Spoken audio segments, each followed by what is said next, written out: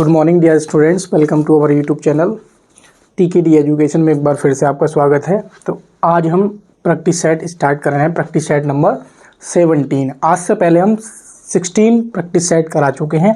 तो आइए आज का प्रैक्टिस सेट स्टार्ट करते हैं। फलों को कृत्रिम रूप से पकाने के लिए किसका प्रयोग किया जाता है, इसका आंसर हमें कमेंट बॉक्स में देना है आपको। एथिलीन, एसिटिलीन, कार्बन डाइऑक्साइड यानी कि C2O और एसिटिलीन और कार्बन डाइऑक्साइड, यानी कि आपको इनके आंसर मुझे कमेंट बॉक्स में देने हैं। एथिलीन का सूत्र होता है C2H4 और एसिटिलीन का होता है C2H2। कभी कभी इनके सूत्र पूछ लिए जाते हैं, रासायनिक सूत्र मैं लिख दे रहा हूँ, ठीक है। कार्बन डाइऑक्साइड और ये हो जाएगा एसिटिलीन और ये हो जाएगा कार्बन डाइऑक्साइड। तो आपको आंसर इसमें कमेंट बॉक्स में बताना है कि इसका राइट आंसर क्या होगा। गाइस, आपने देखा होगा जब हम फलों को, एक होता है हार्मोन्स होता है, पादप हार्मोन होता है जिसका नाम होता है एथिलीन, ठीक है। मेरी बात ध्यान से सुनेंगे। फलों को पकाने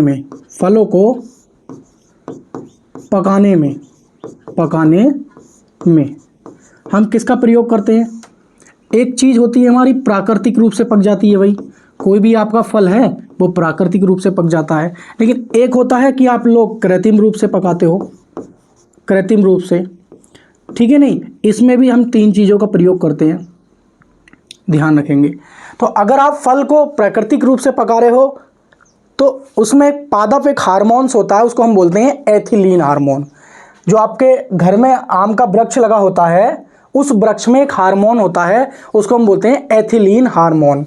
क्या नाम होता है उसका? Ethylene hormone, ethylene hormone. मेरी बात को गौर से और ध्यान से समझने की कोशिश करना। यहाँ से केमिस्ट्री में एक क्वेश्चन नंबर 1 का फंसता है। तो प्राकृतिक रूप से जब आप फलों को पकाओगे तो एथिलीन हार्मोन पका देता है ऑटोमेटिक, लेकिन कृत्रिम रूप से आप पकाओगे तो आप पकाओगे एसिटिलीन का। क्या है भाई? एसिटिलीन, एसिटिलीन यानी कि C2H2। क्या है इसका फॉर्मूला? C2H2 और इसका क्या है? C2H4। मैं बता चुका हूँ। अगर आप एसिटिलीन से नहीं पकाना चाह रहे हो तो आप कैल्शियम कार्बाइड से पका सकते हो। किससे भाई? कैल्शियम कार्बाइड, जिसे हम बोलते हैं कार्बेट। इसको हम बोलते हैं कार्बेट। क्या बोलते हैं उसको? हम कार्बेट बोलते हैं। या आप इससे भी नहीं पकाना चाह रहे हो आप, तो आप क्या कर सकते हैं? बर्फ ले सकते हो आप, बर्फ, या फिर CO2। तो आपको अगर कृत्रिम रूप से आपको फल पकाने हैं तो आप एसिटिलीन का प्रयोग कर सकते हैं, कैल्शियम कार्बाइड जिसे हम कार्बेट का यूज कर सकते हैं, और बर्फ़ का यूज कर सकते हैं। आपने देखा होगा कृत्रिम रूप से पके हुए फल इतने स्वादिष्ट नहीं होते हैं और वो अच्छी तरीके से पकते भी नहीं हैं, पूरे नहीं पकते हैं। क्यों? क्योंकि आपने देखा होगा इधर से पका होगा तो इधर से कच्चा होगा, अगर इधर से पका होगा तो इधर से कच्चा होगा, पीछे से ज़्यादा पक गया होगा। तो बच्चे क्या करते हैं? जिधर से कम पका होता है उसको फेंक देते हैं और जहाँ पका होता है उसको खा लेते हैं। देखा होगा आपने, ऐसे ही करते हैं ना बच्चे। लेकिन जो प्राकृतिक रूप से फल पकता है एथिलीन हार्मोन की वजह से, पादप में हार्मोन होता है एथिलीन हार्मोन, तो उसकी वजह से फल पकता है, वो पूरा पकता है और स्वादिष्ट होता है। बात समझ आ रही है आपको? तो ये पॉइंट्स है, ये आप ध्यान रखने। प्राकृतिक रूप से एथिलीन और कृत्रिम रूप से एसिटिलीन, कैल्शियम कार्बाइड जिसे हम कार्बेट बोलते हैं, या बर्फ, कार्बन डाइऑक्साइड, ठीक है। नहीं तो आपसे पूछा था कृत्रिम रूप से फल पकाने के लिए हम किसका प्रयोग करते हैं। तो कृत्रिम रूप से आपको अगर फल पकाने हैं तो आपको पता होना चाहिए, या तो आप एथिलीन, नहीं जी ये नहीं होगा, क्या एसिटिलीन, कार्बन डाइऑक्साइड, ये ऑप्शन सही हो जाएगा, एसिटिलीन और कार्बन डाइऑक्साइड। अगर आपको मान लीजिए ये ना होता तो आप एसिटिलीन लगाते, एसिटिलीन भी नहीं होता है तो कार्बन डाइऑक्साइड लगाते। आपको ऑप्शन देख के चलना होता है, ठीक है। नहीं, आइए क्वेश्चन नंबर 2 पे चलते हैं। ये बहुत इंपॉर्टेंट क्वेश्चन था एग्जाम की दृष्टि से, तो उम्मीद करता हूँ काफ़ी लोगों के क्वेश्चन समझ में आया भी होगा। और एक बात और ध्यान रखना, वीडियो को लाइक जरूर करना है आपको। अगर चैनल पे नए हैं तो प्लीज़ चैनल को बिना पूछे सब्सक्राइब कर लो, बिना देरी किए। और पहले से ही आप हमारे स्टूडेंट्स हैं तो प्लीज़ वीडियो को लाइक करें और अपने दोस्तों के साथ शेयर जरूर करें, ठीक है। आइए स्टार्ट करते हैं।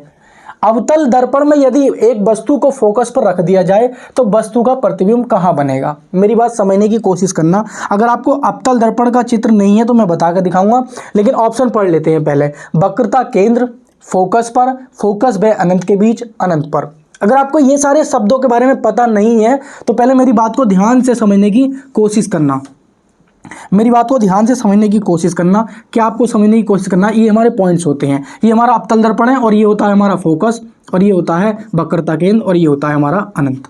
बात समझ आ रही है। आप यहाँ कहीं भी अगर वस्तु रखोगे तो आपके प्रतिबिंब इधर बनेंगे उस साइड में, ठीक है। कैसे बनेंगे? इधर बनेंगे। बात समझो, अगर आपका प्रतिबिंब वक्रता, मान लीजिए आपकी वस्तु अनंत पर रखी हुई है, इस तरीके समझ लीजिए, तो आपका फोकस, आपका जो प्रतिबिंब बनेगा, माफी चाहता हूं, फोकस पर बनेगा। लेकिन अगर आपकी वस्तु फोकस पर रखी हुई है तो आपका प्रतिबिंब अनंत पर बनेगा। लेकिन अगर वस्तु आपकी वक्रता केंद्र पर रखी है तो आपका प्रतिबिंब वक्रता केंद्र पर ही बनेगा। ये 3 पॉइंट्स ऐसे हैं, इनको आप इस तरीके से गांठ बांध लो कि इन्हीं से आपकी 6 स्थितियां और बन जाती हैं। इन्हें तो ऐसा कर लो, स्टार लगा लो इस तरीके से। बात समझ आ रही है। लेकिन अब मेरी बात को और गौर से समझो, क्या समझना है आपको। लेकिन अगर आपकी वस्तु कहाँ रखी है? वक्रता केंद्र और किसके बीच? वक्रता केंद्र और अनंत के बीच रखी है आपकी वस्तु, मान लीजिए अनंत और वक्रता केंद्र के बीच, तो आपका प्रतिबिंब पता है कहाँ बनेगा? आपका प्रतिबिंब बनेगा फोकस और वक्रता केंद्र के बीच। अगर आपकी वस्तु कहाँ रखी है? वक्रता केंद्र और फोकस के बीच, तो आपका प्रतिबिंब बनेगा वक्रता केंद्र और अनंत के बीच। बात समझ आ रही नहीं आ रही है? मेरी बात समझने की कोशिश करना। तो ये 2 स्थितियां मैंने आपको ये बता दी हैं। अब मैं आपको समझाने की कोशिश करूंगा, ध्यान से समझने की कोशिश करना, सारे क्वेश्चन आपके यहीं से क्लियर हो जाएंगे। देखो, हमेशा ध्यान रख लेना, हमेशा अवतल दर्पण के लिए, अवतल दर्पण के लिए हमेशा याद रख लेना कि जब वस्तु हमारी अनंत पर रखी होती है तो उसका प्रतिबिंब कहाँ बनता है? फोकस पर बनता है।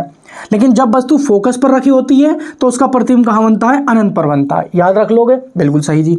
अगर वस्तु वक्रता केंद्र पर रखी है तो उसका प्रतिबिंब वक्रता केंद्र पर ही बनता है और वस्तु के बराबर आकार का बनता है। बात समझ में आ रही नहीं आ रही है? वस्तु के बराबर आकार का वक्रता केंद्र पर अगर वस्तु रखी है तो वक्रता केंद्र पर ही आपका प्रतिबिंब बनेगा। ये बात ध्यान रख लोगे तो 3 पॉइंट आपके ये क्लियर हो गए।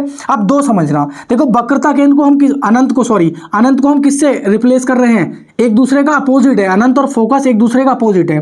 तो यदि आपकी वस्तु अनंत और वक्रता केंद्र के बीच रखी है तो अनंत को हम किससे बदल देंगे? फोकस से, और वक्रता केंद्र को जू का तू रख देंगे। तो इसका मतलब ये हो जाएगा, यदि आपकी वस्तु अनंत और वक्रता केंद्र के बीच रखी है तो उसका प्रतिबिंब फोकस और वक्रता केंद्र के बीच बनेगा। बात समझ आई नहीं आई आपके? दूसरा पॉइंट समझो कि यदि वस्तु आपकी वक्रता केंद्र और फोकस के बीच रखी है तो वक्रता केंद्र को तो जू का तू ही रख देंगे और फोकस को हम किससे बदल देते हैं? अनंत से बदल देते हैं। तो वक्रता केंद्र और फोकस के बीच अगर आपकी वस्तु रखी है तो उसका प्रतिबिंब वक्रता केंद्र और अनंत के बीच बनेगा। तो मैंने ये 5 स्थितियां बता दी हैं। इनमें क्या होता है? ये सारे के सारे प्रतिबिंब कैसे होते हैं? ये हमारे होते हैं उल्टे। कैसे होते हैं? उल्टे होते हैं। और कैसे होते हैं? वास्तविक होते हैं। कैसे होते हैं? वास्तविक होते हैं। एक इसमें स्पेशल केस होता है जब वस्तु ध्रुव और किसके बीच रखी होती है? फोकस के बीच, तो प्रतिबिंब सीधा बनता है और आभासी बनता है। वो ध्यान रखेंगे आप लोग, ठीक है नहीं? तो इसका राइट आंसर क्या होना चाहिए? यदि अवतल दर्पण में वस्तु फोकस पर रखी है, कहाँ रखी है? फोकस पर रखी है, तो उसका प्रतिबिंब कहाँ बनेगा? अगर फोकस पर रखी है तो प्रतिबिंब कहाँ बनेगा? प्रतिबिंब बनेगा सर जी अनंत पर। ये था आपका। बस ऐसे सवाल आते हैं, क्योंकि रेलवे में जब ऐसे सवाल पूछेगा आपसे तो आप परेशान हो जाओगे, इसलिए मैंने आपका पूरा निचोड़ा दे दिया, अवतल दर्पण का दे दिया है, ठीक है नहीं? बात समझो, इससे ज़्यादा दूंगा तो हजम नहीं होगा आपसे, ठीक है नहीं? आइए क्वेश्चन नंबर 3 की तरफ चलते हैं। बहुत इंपॉर्टेंट क्वेश्चन लेकर आया हूँ मैं आप लोगों के लिए, तो उम्मीद करता हूँ आप लोग वीडियो को लाइक और शेयर जरूर करेंगे, ठीक है नहीं? आइए स्टार्ट करते हैं। निम्नलिखित में से किस एक अधिकतम ईंधन का मान होता है? चारकोल, हाइड्रोजन, प्रकाश, प्राकृतिक गैस या गैसोलीन। तो आपसे ये इसमें ये पूछना चाह रहा है कि इनमें से ऐसा कौन सा तत्व है जिसका जो ऊष्मीय मान होता है वो सर्वाधिक होता है, यानी कि 1 ग्राम जलाने पर उसको सर्वाधिक ऊष्मा प्राप्त होती है। ऊष्मीय मान समझ रहे हो नहीं? जैसे हमें ईंधन की जरूरत पड़ती है, आप मान लीजिए लकड़ी जला रहे हो, सूखी लकड़ी, तो उसमें हमें आपको ऊष्मा अलग मिलेगी। आप गैस जला रहे हो, है नहीं? 1 किलो लकड़ी जलाओ और 1 किलो गैस जलाओ, तो आपको सबसे ज़्यादा हीट किस में मिलेगी? आपको 1 किलो गैस में मिलेगी। भाई उतनी 1 किलो लकड़ी में हीट नहीं मिलने वाली जितनी 1 किलो गैस में मिलेगी। उसी प्रकार से इसमें 4 ऑप्शन ऐसे हैं जिसमें सबसे सर्वाधिक आपको ऊष्मा प्राप्त होगी। तो मैं बता दूँ आपको, आपके लिए, जिसे हम भविष्य का ईंधन कहते हैं। किसे भाई? भविष्य का ईंधन किसे कहते हैं? हाइड्रोजन को कहते हैं। ये सबसे हल्का तत्व है, सबसे हल्का तत्व है, हल्का, ये सबसे हल्का तत्व है। इसका परमाणु क्रमांक आपको पता होना चाहिए, 1 होता है। इसी को हम क्या कहते हैं? भविष्य का ईंधन कहते हैं। क्या कहते हैं भाई? भविष्य का ईंधन। भविष्य का ईंधन हम इसी को कहते हैं। इसका सर्वाधिक ऊष्मीय मान होता है, सर्वाधिक क्या होता है भाई, ऊष्मीय मान होता है। ये जो पॉइंट है ना, ये बात आप ध्यान रखेंगे, सर्वाधिक ऊष्मीय मान होता है, क्योंकि 1 ग्राम हाइड्रोजन जलाने पर सर्वाधिक ऊष्मा निकलती है, ठीक है नहीं। इसके जो द्रव हाइड्रोजन होती है ना हमारी, द्रव हाइड्रोजन, ध्यान रखेंगे, द्रव हाइड्रोजन, तो द्रव हाइड्रोजन का जो प्रयोग करते हैं हम, वो प्रयोग करते हैं रॉकेट ईंधन में। ये पूछा जाता है आपसे, रॉकेट ईंधन में, ये बात ध्यान रखोगे। इसके समस्थानिक होते हैं, इसके समस्थानिक ध्यान रखेंगे, ये बहुत हमारे लिए इंपॉर्टेंट है। तो जो इसके समस्थानिक होते हैं, एक होता है 1H1, दूसरा होता है 1H2, एक होता है, तीसरा होता है 1H3, ध्यान रखेंगे। तो 1H1 क्यों बोलते हैं, प्रोटियम बोलते हैं, इसके नाम पूछ लेता है, प्रोटियम बोलते हैं। इसी को हम सबसे हल्की हाइड्रोजन बोलते हैं, सबसे हल्की हाइड्रोजन बोलते हैं। ये बात आप लोग नोट करके रख लेंगे, सबसे हल्की हाइड्रोजन यही होती है। ये होती है सबसे भारी हाइड्रोजन, क्या होती है ये, सबसे भारी हाइड्रोजन, सबसे भारी हाइड्रोजन, ये ध्यान रखेंगे। इसी को हम क्या बोलते हैं, इसी को हम भारी जल बोलते हैं। क्या बोलते हैं, भारी जल बोलते हैं। इसका जो नाम है वो क्या होता है, ड्यूटीरियम, ध्यान रखेंगे, ड्यूटीरियम इसका नाम होता है। इस भारी जल की जो खोज की थी वो किसने की थी, यूरे ने की थी, यूरे ने, ठीक है। इसका जो हम प्रयोग करते हैं किस लिए करते हैं, न्यूट्रॉनों की गति कम करने के लिए, ध्यान रखेंगे। बात समझ आ रही है। और ये जो होता है ना, ये इसको बोलते हैं ट्राइटिनियम, क्या बोलते हैं, ट्राइटिनियम, यानी कि ये क्या हुआ है, ये एकमात्र क्या है, रेडियो एक्टिव है। क्या है भाई, ये रेडियो एक्टिव क्या है, ये रेडियो एक्टिव हाइड्रोजन है, यानी कि रेडियो एक्टिव हाइड्रोजन कौन सी है आपको पता होना चाहिए। जो आपके ट्राइटेनियम है, हाइड्रोजन का समस्थानिक, ये रेडियो एक्टिव है। पहली सबसे हल्की हाइड्रोजन है, दूसरी सबसे भारी हाइड्रोजन है, इसीलिए इसको हम भारी जल बोलते हैं, गुरु जल बोलते हैं। इसकी खोज यूरे ने की थी, ठीक है नहीं। इसका प्रयोग न्यूट्रॉनों की गति नाभिक रिएक्टर में, नाभिक की गति को कम, रिएक्टर जो अभिक्रिया होती है उसको मॉडरेट मंदक के रूप में, या न्यूट्रॉनों की गति को कम करने के लिए हम इसका प्रयोग करते हैं। आप इसको बना कैसे सकते हो, हाइड्रोजन को आप जल अपघटन करा दीजिए, तब भी आपको हाइड्रोजन गैस प्राप्त हो जाएगी आपको, या जस्ते पर सल्फ्यूरिक अम्ल की क्रिया करा दीजिए, तब भी आपको हाइड्रोजन गैस प्राप्त हो जाएगी। अगर इसके प्रयोग की बात करें तो आप प्रयोग करते हो हाइड्रोजनीकरण में, यानी कि वनस्पति तेल से वनस्पति घी बनाने में। दूसरा इसका प्रयोग आप ध्यान रखेंगे हैबर विधि से अमोनिया के निर्माण में। तीसरा ध्यान रखेंगे जल निर्माण में। चौथा ध्यान रखेंगे ईंधन के रूप में। तो ये सारी की सारी मैंने आपको हाइड्रोजन बता दी है, और इसका राइट आंसर मैंने बता दिया है, बी ऑप्शन होगा, ठीक है नहीं। आइए क्वेश्चन नंबर चलते हैं नेक्स्ट पर, क्वेश्चन नंबर चलते हैं 4 पर। तो उम्मीद करता हूं 10 सेकंड लीजिए आप, 10 सेकंड लीजिए और इसका आंसर मुझे कमेंट बॉक्स में बताइए, इसका आंसर, राइट आंसर क्या हो जाएगा, ठीक है। प्राथमिक इंद्रधनुष में पूर्ण आंतरिक परावर्तन की घटना होती है 2 बार, 1 बार, 3 बार, और इनमें से कोई नहीं। तो ये क्वेश्चन मैं आप लोगों के लिए छोड़ रहा हूँ, ठीक है नहीं। ये ऑप्शन मतलब आपको नहीं भी आता है ना अगर, तो बुक्स में जाके देखना, या कहीं आपने थ्योरी पढ़ी है तो देखना, और नहीं पढ़ी है तो मैं अगली वीडियो जो आएगी मेरी उसमें इसी क्वेश्चन को रखकर पहले नंबर पे इसी को समझाऊंगा मैं, ठीक है।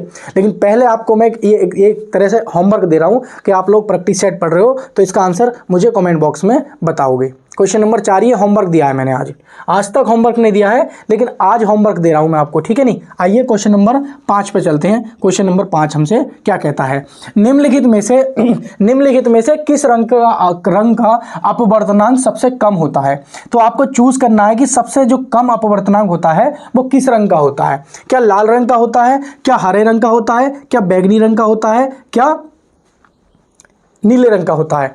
मैंने एक बात बताई थी आपको कि जो अपवर्तनांक होता है ना, अपवर्तनांक, ध्यान रखना, मेरी बात को ध्यान से समझने की कोशिश करना। ये जो अपवर्तनांक होता है ये इन्वर्सली प्रोपोर्शनल होता है प्रकाश की चाल के, यानी कि जिस माध्यम में प्रकाश की चाल ज़्यादा होगी तो उस माध्यम का अपवर्तनांक कैसा होगा, कम होगा। बात समझ में आई। यानी कि कहने का मतलब ये है, अगर प्रकाश की चाल आपकी कैसी है भाई, अधिक है, तो अपवर्तनांक कैसा होगा। अपवर्तनांक को मैं n से लिख देता हूं। अब अपवर्तनांक कैसा होगा, कम होगा। इफ यदि प्रकाश की चाल, यानी कि प्रकाश की चाल आपकी किसी माध्यम में, प्रकाश की चाल मान लीजिए कम है, तो उसका जो अपवर्तनांक होगा उच्च होगा। बात समझ में आई नहीं आई? ये बात आप अच्छे से नोट कर लोगे। आपने देखा होगा, क्या देखा होगा कि जो वायु होती है ना, सॉरी निर्वात, जो निर्वात होता है उसका अपवर्तनांक कितना होता है? 1 होता है। अगर हम वायु की बात करें तो वायु का अपवर्तनांक कितना होता है? 1.003 होता है। अगर हम जल की बात करें तो जल का अपवर्तनांक होता है 1.33 होता है। ये हम 4/3 भी बोल देते हैं। अगर हम कांच की बात करें तो कांच का अपवर्तनांक जो होता है वो 1.5 होता है। अगर हम किसकी बात करें, हीरे की बात करें, या मान लो तेल की बात करें, तो तेल की बात करें तो इसका 1.4 होता है। ठीक है नहीं, समथिंग 1.47 या 1.44। अगर हम हीरे की बात करें, हीरे की, ये बहुत इंपॉर्टेंट है, तो हीरे का होता है 2.42। अगर हम सिलिकॉन की बात करें, किसकी भाई, सिलिकॉन की, तो ये बात भी ध्यान रखेंगे, तो सिलिकॉन का होता है 4 होता है। तो मैं कहना आपसे ये चाहता हूं, मेरा तात्पर्य क्या था कि अगर किसी माध्यम का अपवर्तनांक बढ़ता है तो उस माध्यम में क्या होता है, प्रकाश की चाल घटती है। देखो आप देखेंगे निर्वात में सर्वाधिक होती है प्रकाश की चाल। क्यों होती है? क्योंकि निर्वात में सर्वाधिक प्रकाश की चाल इसलिए होती है क्योंकि निर्वात का अपवर्तनांक है 1 और अपवर्तनांक 1 से कम नहीं होता है। तो सबसे कम अपवर्तनांक किसका हुआ? निर्वात का हुआ। तो जब आपका अपवर्तनांक सबसे कम होगा तो उस माध्यम में प्रकाश की चाल सर्वाधिक होगी कि नहीं होगी? होगी नहीं होगी? अब तो आपको देखना यह है कि अपवर्तनांक सबसे कम किसका होता है? लाल रंग का, हरे रंग का, नीले रंग का, बैंगनी रंग का। बात समझ में आ रही है? तो आप लोग ना यहाँ समझने की कोशिश करना, मैं यहाँ पे समझाता हूँ। देखो ये इस तरीके से, ये मान लीजिए ये प्रिज्म है और यहाँ से जैसे ही प्रकाश जाएगा तो ये 7 रंगों में हमारी क्या हो जाएंगी, किरणें टूट जाएंगी इस प्रकार से। समझते रहना मेरी बातों को। तो नीचे हमारा आएगा ऊपर आएगा हमारा लाल रंग और नीचे आएगा हमारा बैंगनी रंग। बात समझते रहे ना, बैंगनी रंग। तो आप मेरे कहने का तात्पर्य ये है कि जो हमारा लाल रंग होता है ना, लाल रंग, इसका अपवर्तनांक होता है कम, और जो बैंगनी रंग होता है ना, इसका अपवर्तनांक होता है ज्यादा। बात समझ रहे नहीं? ऊपर जो लाल रंग है इसका अपवर्तनांक कम होता है क्योंकि प्रकाश की चाल क्या होती है, लाल रंग की सर्वाधिक अधिक होती है। जब चाल अधिक होगी तो अपवर्तनांक कम होगा। तो लाल रंग का अपवर्तनांक कैसा होता है? कम होता है। और बैंगनी रंग का अपवर्तनांक कैसा होता है? सर्वाधिक होता है। तो इसमें पूछा है कि अपवर्तनांक सबसे कम किसका होगा? सबसे कम अपवर्तनांक पूछा है आपसे, सबसे कम अपवर्तनांक। तो सबसे कम अपवर्तनांक उसी का तो होगा जिसकी क्या है, चाल सर्वाधिक होगी। तो लाल रंग की चाल भाई सर्वाधिक होती है तो इसका अपवर्तनांक कैसा है? कम होगा। तो किसका होगा? लाल रंग का आपका क्या है, अपवर्तनांक सबसे कम होगा। तो उम्मीद करता हूं आपको अपवर्तनांक और प्रकाश की चाल में जो संबंध था वह बहुत अच्छे से समझ में आया होगा, और इस पर डिपेंड बहुत सारे क्वेश्चंस एग्जाम में पूछे जाते हैं। तो आप उम्मीद करता हूं इन सबको नोट जरूर कर लेना। मैं अपने रियलिटी में बता देता हूं, इसको आप प्रिज्म बना देना, सारे रंग बना देना और ऊपर लिख देना कि लाल रंग का जो अपवर्तनांक होता है सबसे कम होता है और प्रकाश की चाल सर्वाधिक होती है, इसका विचलन भी कम होता है, इसका प्रकीर्णन भी कम होता है। जस्ट इसके उल्टे ये हो जाएंगे। आप इनको नोट कर लेना, और ये भी आप नोट कर लेना अपवर्तनांक, ये बहुत इंपॉर्टेंट है। ठीक है, और ये कॉन्सेप्ट थे। ठीक है नहीं? आइए, समझदार हो, समझाने की ज़्यादा जरूरत नहीं है, लेकिन फिर भी बता रहा हूँ क्योंकि नोट करोगे तो पक्का क्वेश्चन फंस के जाएगा। आइए समझने की कोशिश करते हैं। क्वेश्चन नंबर 6 पर चलते हैं। घास का रंग हरा क्यों दिखाई देता है? भाई आपको इतना इंपॉर्टेंट क्वेश्चन है ये कि घास का रंग हरा क्यों दिखाई देता है। घास सभी रंगों को परावर्तित कर देती है, घास हरे रंग को अवशोषित कर लेती है, घास हरे रंग को परावर्तित कर देती है, घास सभी रंगों को अवशोषित कर लेती है। बिल्कुल परेशान मत होना, आप मेरी बात को ध्यान से समझो, इत्मीनान से समझो। इसका राइट आंसर क्या होगा? आप सोच रहे होंगे कि बहुत लेंथी क्वेश्चन है और पता नहीं क्या दे दिया सर जी ने। इस प्रकार के क्वेश्चन ही अब रेलवे एग्जाम्स में पूछे जाते हैं। आप सोच रहे हो, आपसे ये नहीं पूछेगा कि भाई विटामिन सी का रासायनिक नाम बताइए। ऐसे क्वेश्चन तो बहुत रेयर केस में पूछे जाते हैं जब एग्जामिनर को क्या करना होता है, आपका पेपर थोड़ा सा इजी करना होता है। मेरी बात समझ में आ रही है? तो इसमें पूछा क्या है कि घास का रंग हरा क्यों दिखाई देता है। देखो आपको कोई भी वस्तु काली क्यों दिखाई देती है? मेरी टी शर्ट है ये ब्लैक है इस समय, तो ब्लैक क्यों दिखाई दे रही है? क्योंकि जब प्रकाश, सूर्य का जब प्रकाश आता है ना, 7 रंगों वाला प्रकाश, उस सारे प्रकाश को क्या कर रही है? एब्जॉर्ब कर रही है। जब सारे प्रकाश को एब्जॉर्ब कर रही है तो ये वस्तु मुझे काली दिखाई देगी, और जब काली दिखाई देगी, सारे प्रकाश को एब्जॉर्ब कर रही है, तो इसका तापमान क्या होगा? अधिक होगा। और इसीलिए सलाह दी जाती है कि गर्मियों में काले वस्त्र मत पहनना। बात समझ आ रही नहीं आ रही मेरी? उसी प्रकार से आप ध्यान रखेंगे, जब श्वेत प्रकाश सूर्य का आता है, अगर हमने सफेद कपड़ा पहन रखा, सफेद शर्ट, समझ रहे हो नहीं? तो वो सफेद कपड़ा क्या करता है, सूर्य के आने वाले पूरे प्रकाश को परावर्तित कर देता है। जब परावर्तित कर देता है तो हमें क्या होता है, ये सलाह दी जाती है कि आप गर्मियों में सफेद वस्त्र पहने, क्योंकि सूर्य से आने वाला जितना भी प्रकाश होता है वो वापस परावर्तित कर देता है और आपके जो शर्ट होता है उस पर उसका टेम्परेचर डाउन रहता है और आपको ठंडक महसूस होती है। इसीलिए सलाह दी जाती है कि गर्मियों में काले वस्त्र ना पहने और ठंडे वस्त्र के लिए सफ़ेद वस्त्र पहने, ठंडक प्रदान गर्मी से बचने के लिए। लेकिन बात आती है कोई वस्तु हमें लाल की, पीले की, नीले की क्यों दिखाई देती है? कोई भी वस्तु हमें उस रंग की तब दिखाई देती है जब वो केवल उस रंग को परावर्तित कर देती है, बाकी को अवशोषित कर लेती है। लेकिन कोई वस्तु अगर हरे रंग की दिख रही है आपको तो वो हरे रंग को परावर्तित कर रही है। कोई वस्तु आपको लाल रंग की दिख रही है तो वो सूर्य से आने वाले प्रकाश में से लाल रंग को परावर्तित कर दे रही है वापस, इसीलिए वो वस्तु आपको लाल रंग की दिखाई दे रही है। कोई वस्तु नीले रंग की कब दिखाई देती है? जब नीले रंग के प्रकाश को वो क्या कर देती है, परावर्तित कर देती है। बात समझ में आई नहीं आई मेरी, मैं क्या कहना चाह रहा हूं आपको? तो हरे रंग की घास तब दिखाई देगी जब घास हरे रंग को परावर्तित कर देगी। क्या कर देगी? नीले रंग को क्या कर देगी? घास हरे रंग को परावर्तित कर देती है, इसीलिए हमें घास कैसी दिखाई देती है, हरी दिखाई देती है। तो इसमें समझाने को जो था मैंने पूरा अच्छे से समझाया है। अगर नहीं समझ में आया हो तो वीडियो को एक बार पीछे जाके जरूर देख लेना, बहुत अच्छे से मैंने कॉन्सेप्ट क्लियर किया है आप लोगों का। और प्लीज़ वीडियो को लाइक और शेयर जरूर करें, और चैनल पे अगर नए हैं तो चैनल को तो बिल्कुल ज़रूर सब्सक्राइब कर लेना, बहुत ज़रूरी है। क्योंकि मैं अगर कोई प्रॉब्लम होती है तब तो ठीक है, वरना मैं डेली कोशिश करता हूं कि 8 बजे आपके लिए प्रैक्टिस सेट आ जाए। अगर प्रैक्टिस सेट नहीं आ पाता है तो कोई ना कोई मैं छोटी छोटी मगर मोटी बातें एक टॉपिक पे ले आता हूं, जिसमें से रेलवे एग्जाम से बहुत ज़्यादा क्वेश्चन पूछे जाते हैं। मेरी बात समझ में आ रही नहीं आ रही है? तो समतल दर्पण में व्यक्ति को अपना पूरा प्रतिबिंब देखने के लिए लंबाई का प्रतिबिंब होना चाहिए। कितनी देखने के लिए? लंबाई के प्रतिबिंब होना चाहिए। लंबाई का प्रतिबिंब होना चाहिए, ये नहीं है लंबाई का ये कह रहा है ना, समतल दर्पण में व्यक्ति को अपना पूरा प्रतिबिंब देखने के लिए कितनी लंबाई का, यहाँ पे आप इसको कट कर लेंगे, ये नहीं है, ये नहीं है, इसकी जगह आप लिखेंगे कितनी लंबाई का दर्पण होना चाहिए। क्या होना चाहिए भाई? दर्पण होना चाहिए, समतल दर्पण होना चाहिए। ये क्वेश्चन है हमारा, ठीक है ना? आइए स्टार्ट करते हैं। जैसे मान लीजिए आपने ये समतल दर्पण ले लिया, ये समतल दर्पण ले लिया, ठीक है, आपने ये समतल दर्पण ले लिया। आपको पता होना चाहिए, क्या पता होना चाहिए? ये आपने समतल दर्पण ले लिया आपने, ठीक है, ये ले लिया।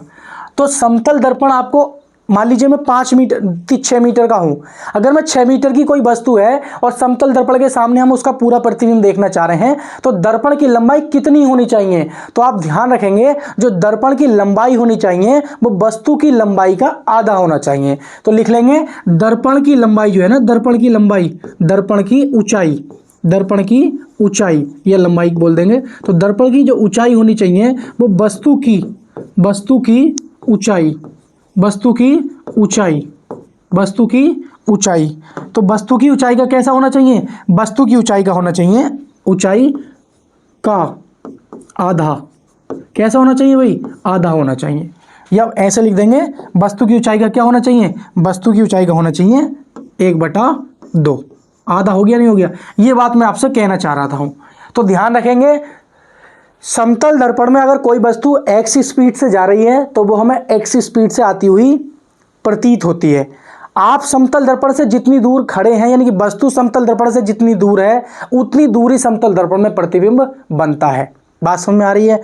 अगर जितनी ऊंचाई का आप प्रतिबिंब रखोगे, जितनी ऊंचाई की आप वस्तु रखोगे तो उतनी ऊंचाई का ही प्रतिबिंब बनता है। बात समझ में आ रही नहीं? तो एक बात ध्यान रखेंगे, क्या ध्यान रखेंगे?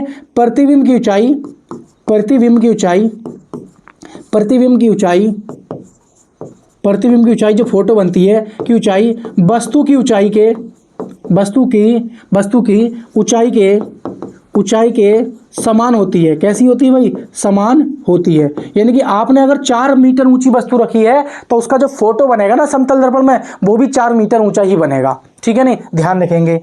दूसरा ध्यान रखेंगे जितनी दूरी पर वस्तु रखी होती है, वस्तु रखी है उतनी दूरी पर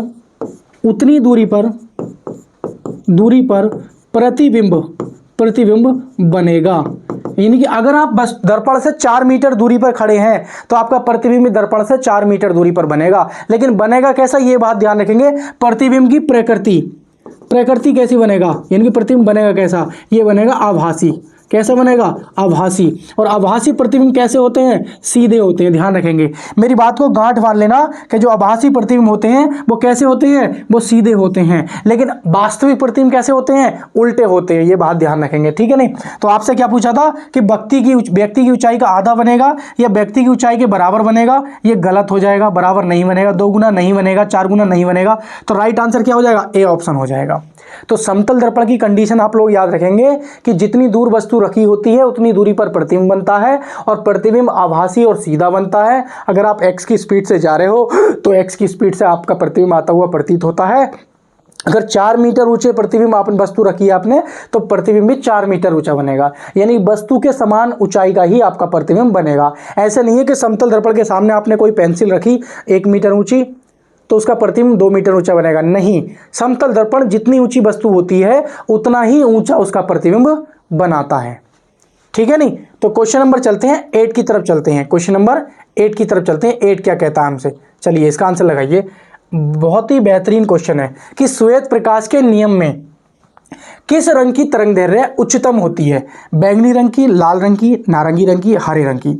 तो देखो मैंने अभी समझाया था लेकिन अभी जिसका क्वेश्चन अभी क्लियर नहीं हुआ था माध्यम का अपवर्तनांक वाला, वो इसको और समझ लिया अच्छे से, पूरा कॉन्सेप्ट क्लियर हो जाएगा। देखो भाई ये क्या बना लिया हमने, प्रिज्म बना लिया। जब हमने प्रिज्म बना लिया है तो ये मान लीजिए ये श्वेत प्रकाश आया इसमें, और जैसे ही ये श्वेत प्रकाश आया है तो ये 7 रंगों में विभक्त होता है। आप लोग अच्छे से जानते हो नहीं जानते हो, अरे भाई जानते हो नहीं जानते हो, ये 7 रंगों में विभक्त होता नहीं होता है। तो 3 और 2 5 और ये 1 हो जाएगा 6 और एक हम बना देंगे और यहाँ पे 7। तो आपने नाम सुना होगा बहुत अच्छे से, बिबग्योर, BIBGYOR। तो बिबग्योर का नाम सुना होगा आपने। इस रंग को हम बोलते हैं लाल रंग। इस रंग को हम क्या बोलते हैं भाई, इसको हम बोलते हैं लाल रंग, ठीक है। और इसको हम बोलते हैं बैंगनी। इतना ध्यान रखोगे। Violet, indigo, blue, green, yellow, orange, red. बात समझ में आ गई नहीं आ गई, violet, indigo, blue, green, yellow, orange, red. तो मैंने आपको याद करना मैंने बताया था कि जो लाल रंग है ना इसका अपवर्तनांक कैसा होता है, कम होता है। जब इसका अपवर्तनांक कम होता है तो मैंने बताया इसका विचलन कैसा होता है, विचलन इस रंग का विचलन भी क्या होता है, कम होता है। साथ ही साथ में इस रंग का क्या होता है, इस रंग का जो प्रकीर्णन होता है, प्रकीर्णन, वो भी मैंने क्या बताया था, प्रकीर्णन भी कम होता है। बात समझ आ रही है। तो विचलन भी कम, प्रकीर्णन भी कम और अपवर्तनांक भी कम। लेकिन इसकी जो तरंगदैर्घ्य होती है ना, तरंगदैर्घ्य वो हमारी क्या होती है, उच्च होती है। और इसमें जो प्रकाश की चाल होती है वो भी क्या होती है, उच्च होती है। तो आप लोग पूरी तरीके से गांठ बांध लेना इतनी बातों को जो मैंने इतनी बताई हैं, और ये सारी की सारी मैंने लाल रंग की बताई हैं, सारी की सारी लाल रंग के लिए बताई हैं। इसका जस्ट अपोजिट आप बैंगनी रंग के लिए कर देना।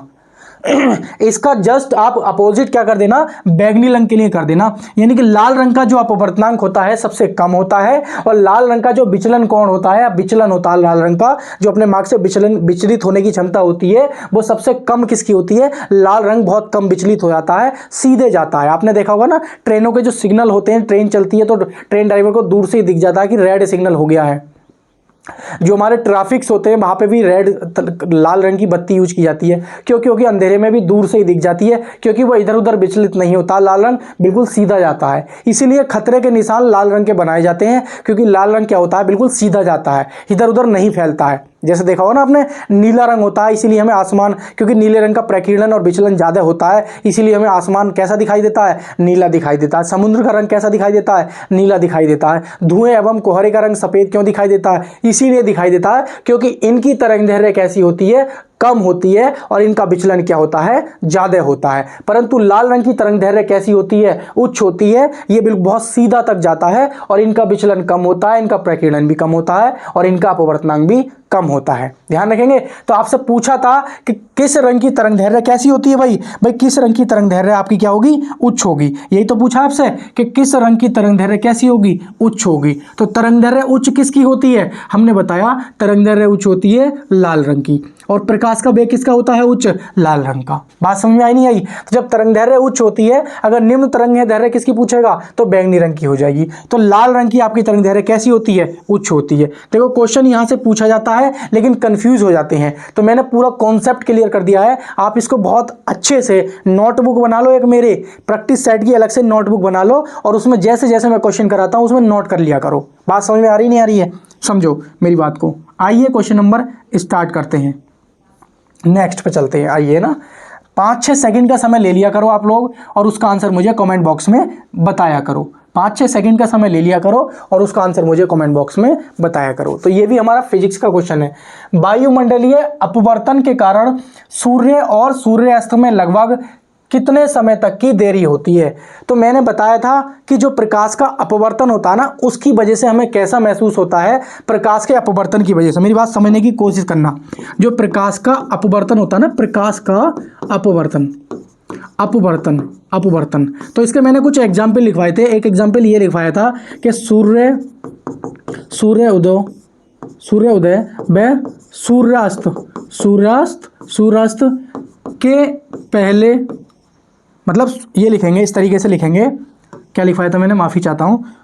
सूर्य उदय के पहले, सूर्योदय के 2 मिनट पहले व सूर्यास्त के 2 मिनट बाद तक सूर्य का दिखाई देना, तो सूर्य का दिखाई देना यानी कि सूर्य के 2 मिनट पहले, सूर्योदय के 2 मिनट पहले जब सूरज निकलता है उससे ठीक 2 मिनट पहले, और सूर्यास्त के ठीक 2 मिनट बाद तक। यानी कि सूर्य निकलने से, मान लीजिए 6 बजे अगर सूर्य निकल रहा है आपका, तो हमें ठीक 5:58 पर सूर्य दिखना शुरू हो जाता है, 2 मिनट पहले ही। वैसे ही जब सूर्य मान लीजिए शाम को 6 बजे छिप रहा है तो आपको 6:02 तक दिखता है।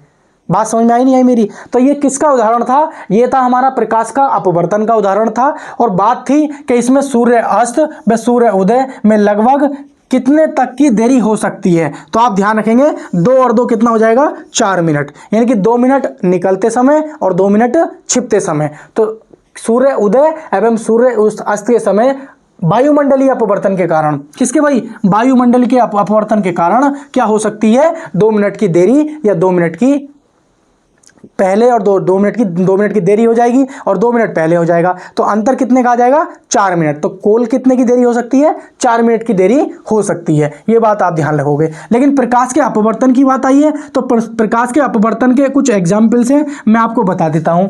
आपने देखा होगा गिलास में पड़ी छड़ का टेढ़ा दिखाई देना,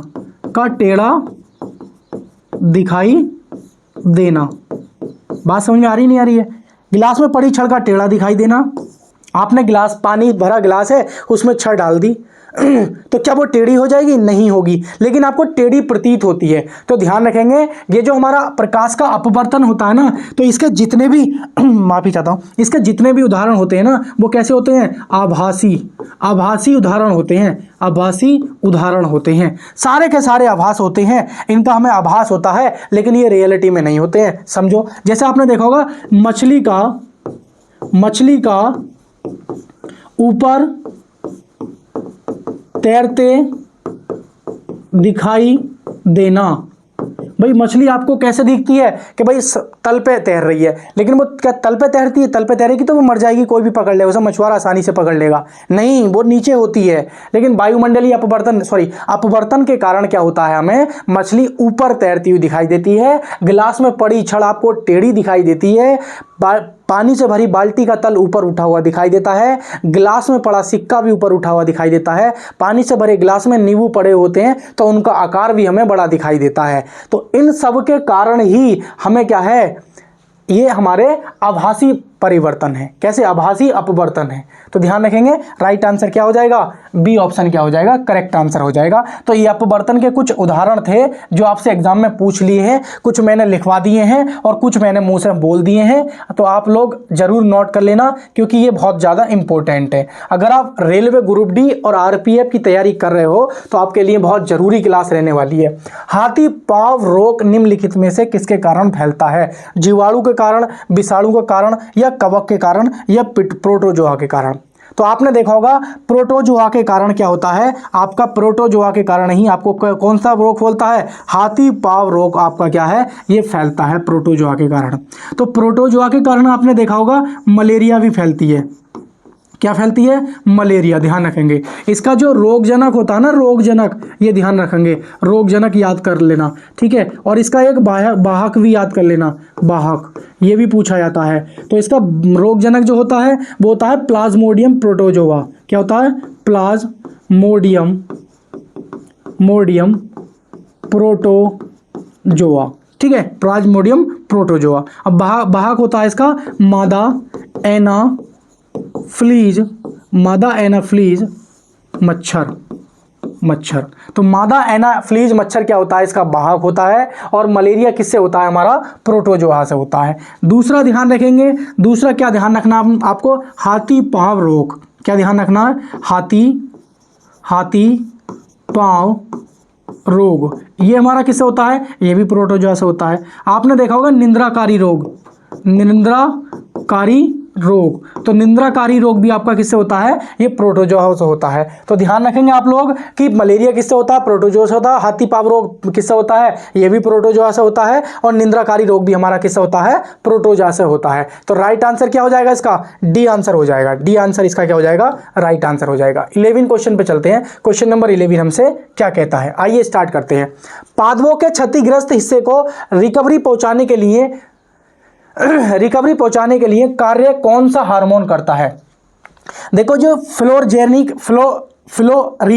फ्लोरिजेंस, ये जेंस है, तो फ्लोरिजेंस हार्मोन, ट्रांसम्यूरिन हार्मोन, या ऑक्सिन हार्मोन, या जिब्रेलिन हार्मोन।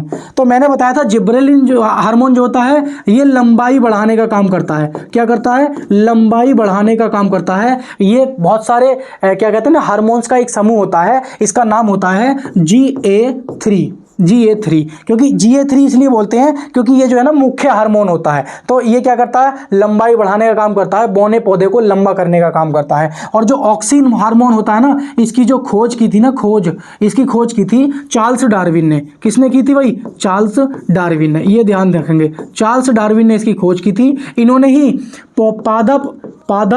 पादप विकास सिद्धांत दिया था। क्या दिया था भाई? इन्होंने पादप विकास सिद्धांत दिया था। ये बात ध्यान रखेंगे। तो इसका जो कार्य होता है ना इस हार्मोन का कार्य होता है कि पादप विकास में सहायक। क्या लिखेंगे?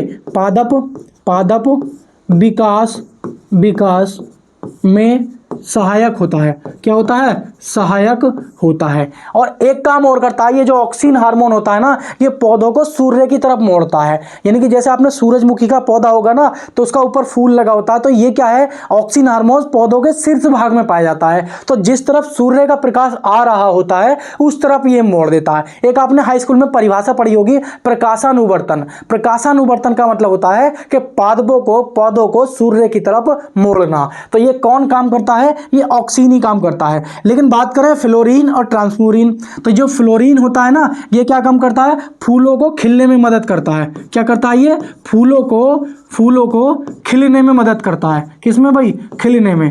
पौधों को खिलने में क्या करता है? ये हेल्प करता है, ठीक है, सहायक है। और ये जो हमारा ट्रांसम्यूरिन हार्मोन है ये रिकवरी के लिए होता है। किसके लिए? रिकवरी के लिए। यानी कि जब क्षतिग्रस्त पौधा हो जाता है ना, कोई क्षतिग्रस्त पौधा, तो उसको क्या करता है? ये रिकवरी कराता है। तो आपका राइट आंसर क्या हो जाएगा? ट्रांसम्यूरिन।